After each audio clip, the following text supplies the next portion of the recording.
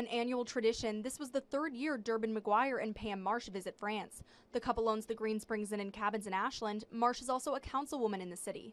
Excited to get away from their busy lives here in the Rogue Valley, the two arrived in Paris on Tuesday after 5 days in Barcelona.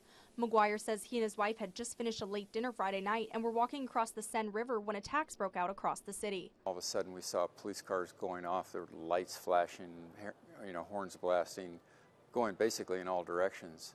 And we couldn't figure out where the focus of this was, and I guess the answer was it really was all over the place. Marsh says there was panic and confusion all around them. People on the street tried to warn them the city was under attack.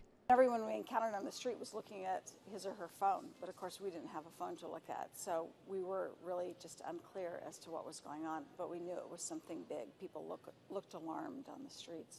McGuire says they went into a cafe. There, they stayed up well past midnight with locals, tracking coverage of the attacks on TV, hoping for answers. The Parisians are strong people. They've been through a lot historically, and we were with them that evening until late. We stayed up in a cafe, and people were watching TV.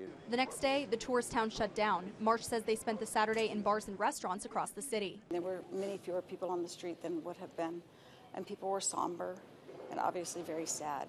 But it was an opportunity to be a part of the community of Paris. McGuire says he doesn't regret the trip. He says they'll continue to support Paris. These events are horrible and dramatic.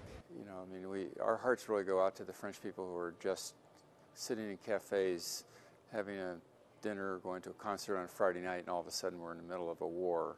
The two say they were never scared, but they were on alert. Mostly, they're happy to be home.